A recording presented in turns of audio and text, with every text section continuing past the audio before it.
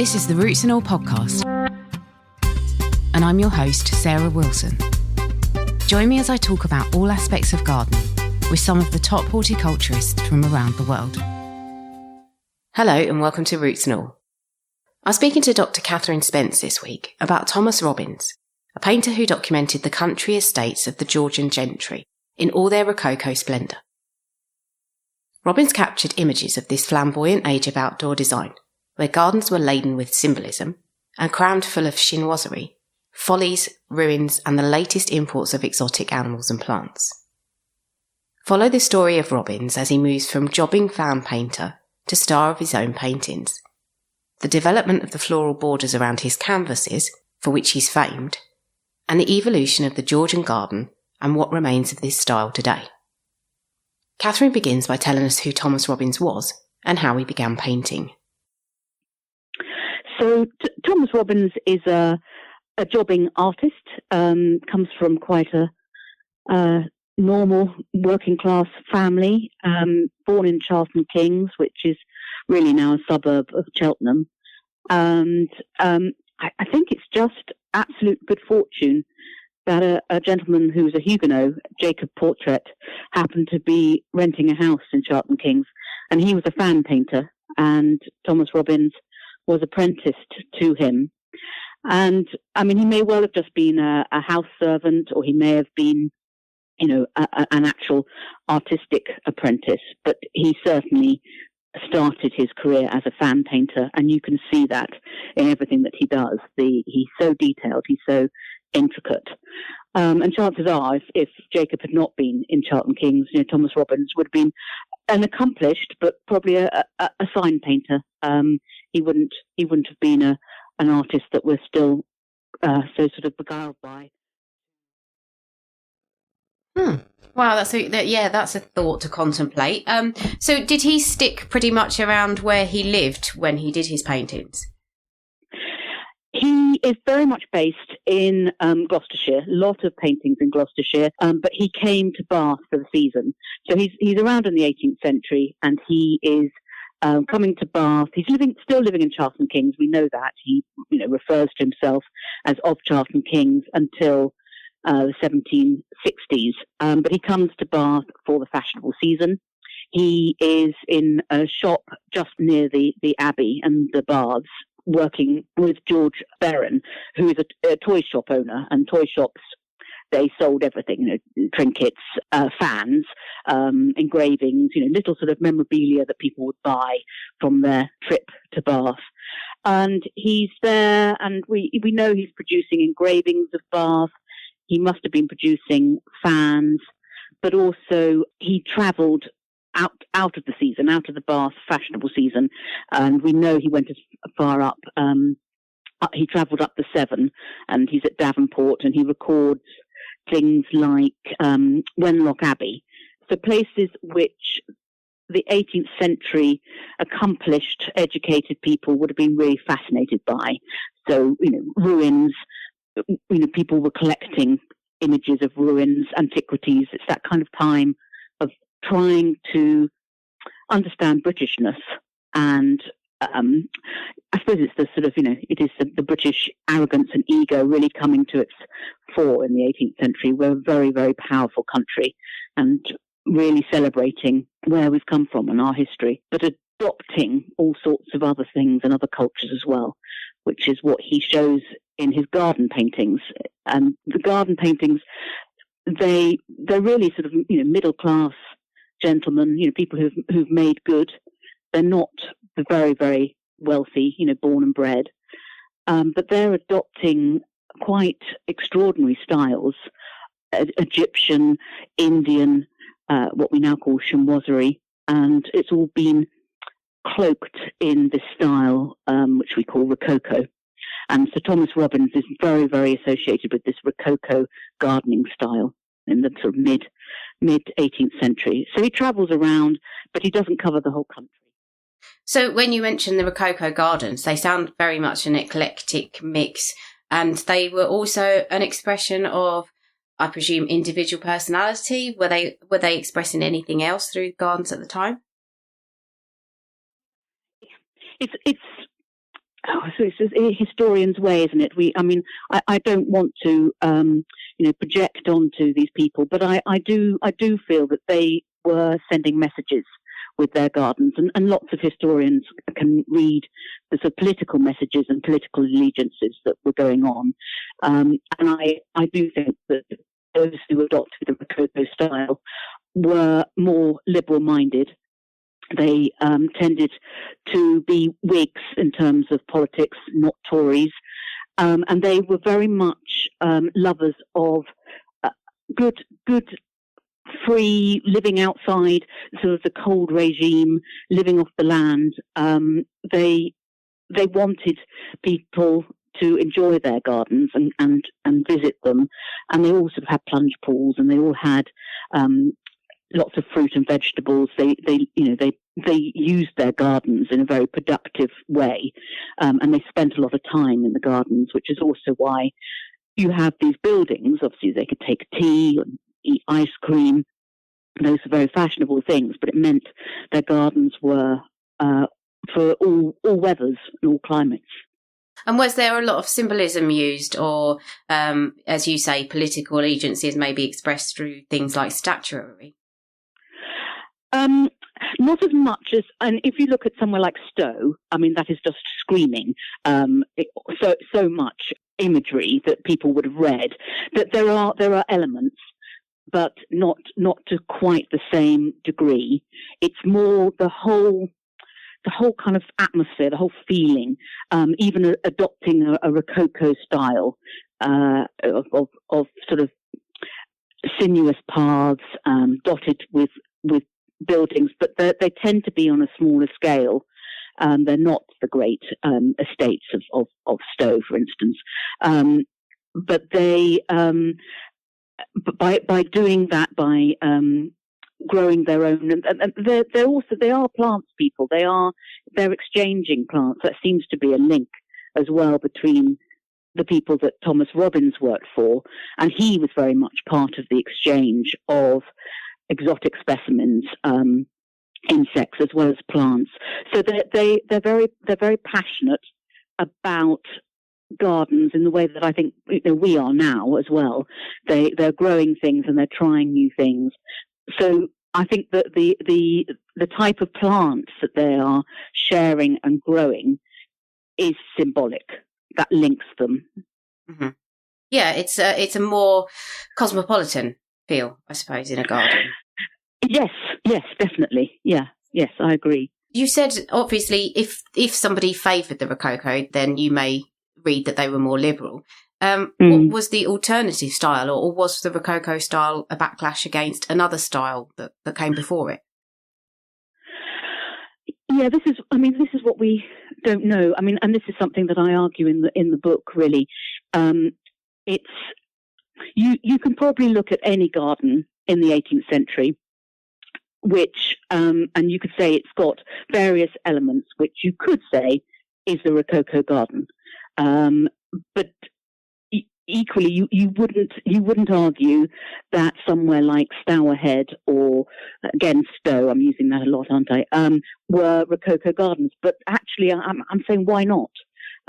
They have very similar elements, and they have similar sort of impetus behind them, and it is the rejection of the very formal and the sort of clipped styles of the 17th century. And this really starts with people like Burlington and William Kent. And it's a development of that. But it's, that they would have their classical Palladian style, quite, smaller country house. And then they would just go wild in the gardens. So it was a place for greater expression. And then they would break that symmetry in their houses by putting in sort of double height canted bays. So then they could actually admire their gardens. So that the link is very strong. And that's something that I found in all the houses that Thomas Robbins painted.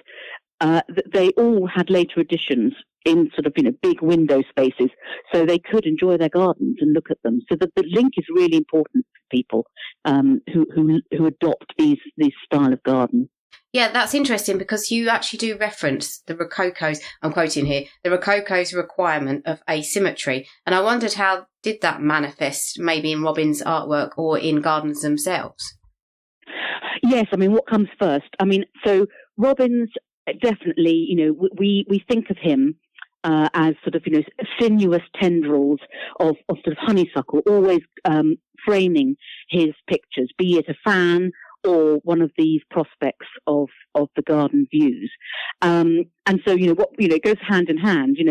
He couldn't have put beautiful, sinuous tendrils around a very, clipped, straight, gravel path, topiary type scene. It would clash.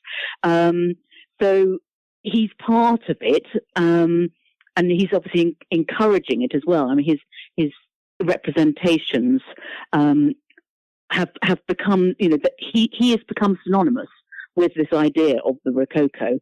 And I mean, if you look at somewhere like Painswick, which was put back using his painting, actually there's only maybe two sort of sinuous paths. There's some really, really straight sort of axle grids that run across Painswick, but they're linking aspects and features in that garden. But those features are things like a statue of Pan, and Pan, the position that he did originally have near the cold bath and the plunge pool, was the only place where you can see the whole of the garden. But there's some really straight diamond shapes and real sort of crossover lines. So this idea that it was all sort of sinuous is a bit of a misnomer again. It's a combination. There's no nice simple way to describe a Rococo garden, and of course they wouldn't have called it a Rococo garden. That's something that we've put on it later.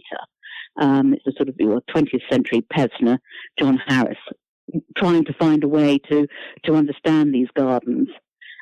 And because of Thomas Robbins, there's that feeling that perhaps they only lasted from sort of, or that they were only fashionable from sort of 1750s to the 1770s. Well, that's his working life.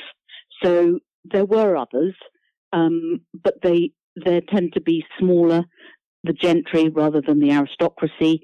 And Robbins seems to be the person who painted them. But there are other aspects that are painted or captured at that time, not just by Thomas Robbins, but he has a very, very distinct style, which really seems to encapsulate that whole feeling of what a Rococo garden was and what it meant to those owners.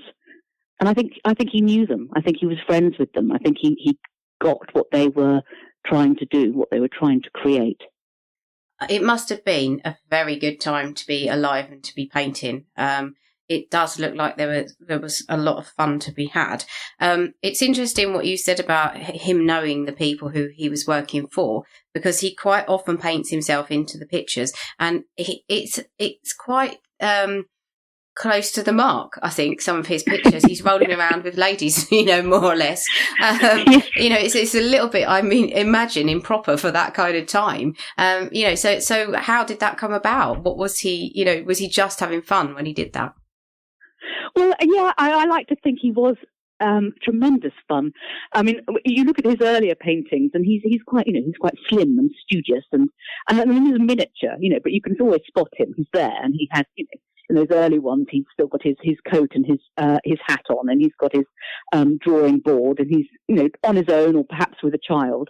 And then as the years go by, he's always with a woman, and the coat and the hat have been thrown off, and you're lucky if there's a paintbrush anywhere near him. So no, I think he was having a really good time, and I think but I think our problem is that we are very much the children of the Victorian period, and the Georgians knew how to have a good time. They lived life, and I think when your life expectancy is actually quite short, you take more enjoyment from it. So yes, he gets sort of more portly. His nose gets bigger and rounder, and he's rolling around in the foreground, very very much on show. I'm part of the fun. I'm part of part of the scene here. That's what he's saying. Yeah. So you mentioned he draws borders around his paintings, which he does. They're frameworks really of the main image, using botanical examples, I suppose, of lots of varying types, really. So what was the idea behind doing that? Was he one of the first people to do it? And what did he actually paint into those borders? Yeah, so I mean, he's not the first to do it. You can go back to illuminated manuscripts for sort of rather sinuous floral borders to things. So he's not the first, but he is incredibly accurate. They are all very identifiable as specific specimens. But what is fascinating for me about him as well is that he's part of the exchange. So in the 18th century, the sort of plant hunters and people are buying from across the world and trying to make things grow here. And he's part of that exchange, that sort of interest in science, which is growing. And his son, one of his sons, is based in Jamaica, and he is commissioned to paint the flora and fauna of Jamaica as a record. And those paintings come back, but also specimens come back, be them sort of, dead masses of butterflies, but also live plant matter, which then Robbins and his contacts are painting and capturing and adding to their decorative works, but also people are cataloguing and also then trying to grow. And people like Duchess of Portland, she's part of this. She knew Robbins. And then there's the Seamers in Dorset, who are really very important in this exchange. And you see this sort of link, actually, that the people that were part of that exchange, I then found that they had a link with Robbins, be it they owned something by him or he had painted their house and garden. So I think what's really driving all of this is actually, more importantly, the botanical record and the insect record that's going on. And then perhaps as an aside, he's painting their houses as a record, and as a present. I mean, I think that there are commissions. There are definitely commissions. He is a prospect painter, but this exotic exchange is probably of greater importance, and probably is how he really got to know the people, and his sort of level of importance is based on that, I think. Presumably then what he is painting in the borders does usually bear a relevance to what's found in the garden or in the collection of that particular homeowner, or is it sometimes just that he'll extrapolate from what's on site and kind of incorporate that into the border? Does it get more exotic as he goes on, for instance? Yes, it does actually. It does get more exotic as his career progresses, but that equally could be because his contacts have opened up and they've got more things. But I do think there is a correlation between what's in the borders and what he saw at the houses. So friends of mine who are much more expert at botanical identification have seen, let's say, so for example, the paintings of Woodside, they have seen plants in the borders, in the garden borders of the painting, which are then also found in the borders of the framework of the painting. So he is making a link, and the type of plants there are exotics. They're not things that everyone would have had at that time. So he is showing that this particular owner has an important collection, whilst also obviously enjoying painting something beautiful and something new. So he also did some botanical studies, I think, didn't he? So was that just an aside to his normal work? So yes, I mean this is something. There are far more botanical studies and even bird studies and butterfly studies by Robbins than there are, finished garden pictures. I think there's a mix of things. There are studies which we then can absolutely link with garden pictures. So he's practicing, or he's spending a specific amount of time really understanding a particular plant, and then he can transpose that successfully into a border frame for his painting. But also he's teaching how to do botanical work and paint insects, and that's something that he does with the two Seamers. They're both father and son, Henry Seamer, down at Dorset at Hanford House. But they would have also exchanged those paintings. And so you've got one son working in Jamaica. That is his job, is to visually collect a record. And they come back and they're exchanged and people can copy, including Thomas Robbins. But he has another son, also Thomas, who is more known as strictly a botanical artist. And he very pointedly he signs all his paintings painted from nature in Bath. And these are all exotic and natural, but tending to be more exotic plants.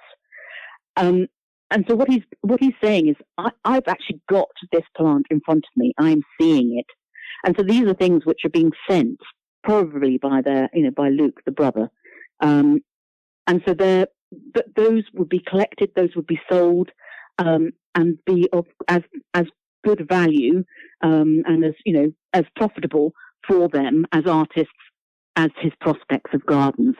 So they're all interconnected, or all interrelated, but they are about making a living, and recording things and selling things, and people are collecting. They're collecting, views of antiquities, ruins. They're collecting scenes of their own garden. They're collecting fans, and they're collecting visual representations of plants and butterflies from the New World. Talking about his commissions, I think both Robbins and contemporary artists were painting entire estates. And as I was reading through the book, I was looking at you point out actually how, look at the views, look at how they're rendering them.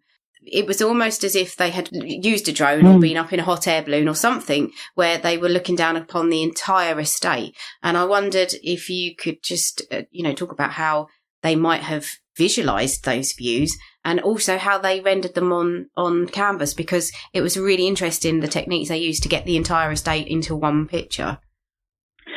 Yes, I mean, there are artists who do these sort of estate paintings now. And through them, we can understand how these artists did it. And it probably Kip is one of the first, and those real kind of bird's eye views, trying to get the whole estate in. And artists working now, they will literally walk the site and sort of measure it out, foot by foot, and take notes. And then they just have this extraordinary skill of kind of imagining themselves above and up. And of course, the whole point was to get the entire estate in. And it comes, I think, from a tradition of map making. And that's, where that sort of visual up in a balloon aspect comes from. But, the whole point was obviously to show as much as you possibly could.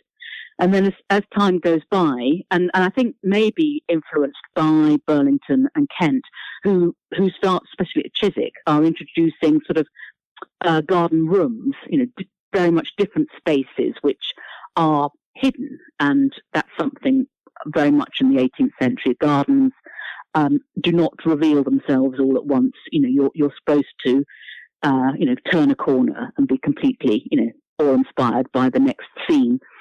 And so then people started to realize that actually what you need to do is produce a series of paintings, which you see that Robbins does that as his career goes on. He doesn't actually then try and capture the whole whole estate like he did at Painswick. He does, aspects of the garden, a particular feature, and then they are more sort of straight on as we recognise a photograph representation of something. So he picks on a feature and captures as much as he can around that. So then, that's quite good for him, because then he's producing maybe 2 or 3 paintings of the same site rather than just one. So in terms of, commercial, economic success, paint 3 paintings rather than 1. Yeah, he was very smart. And that technique is for somebody like me who is utterly useless at visualising that kind of thing. It's very impressive. Yeah, it is, isn't it? Yeah. So you mentioned Painswick. My last question is, are there any examples of Rococo gardens left? Yeah, I mean, there are more Rococo gardens than we would like to admit. So there's Painswick Rococo Garden, absolutely put back using his painting in the 1980s.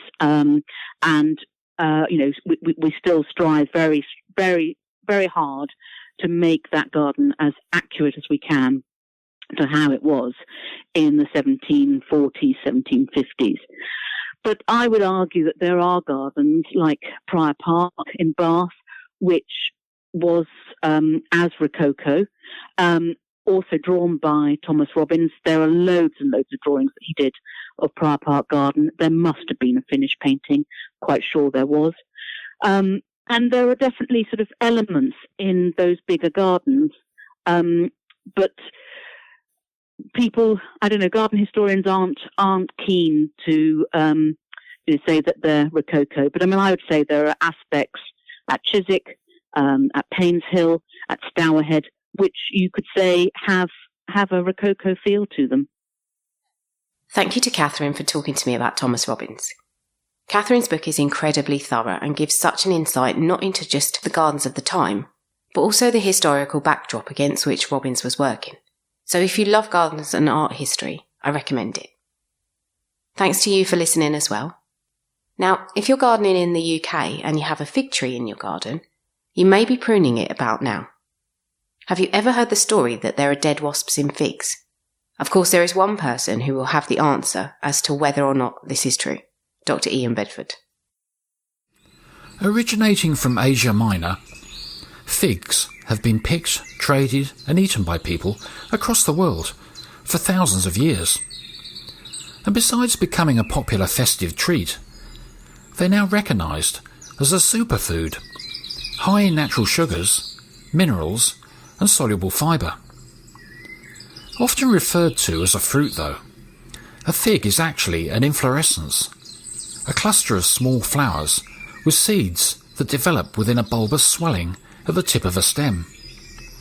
Today, commercially grown fig trees are mostly female varieties, whose flowers within those bulbous swellings self-pollinate.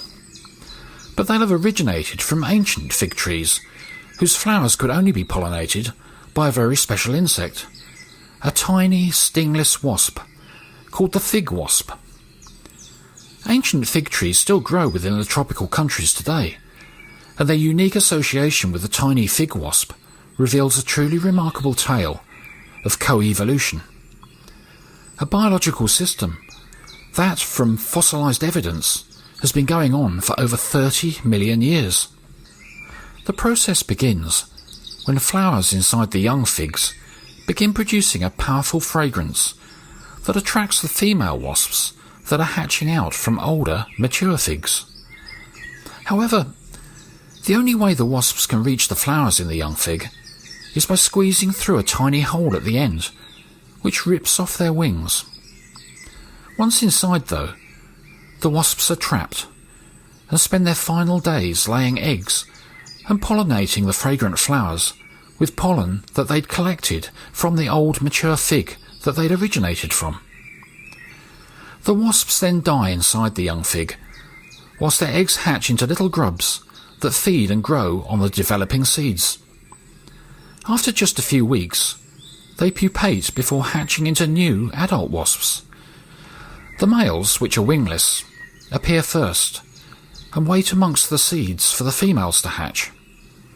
They'll then mate, and whilst the females collect pollen inside the now mature fig, the males perform their final act, chewing holes through the fig wall so the pollen-laden females can escape and follow the floral scent of a new immature fig, just as their mothers had done 2 months previously.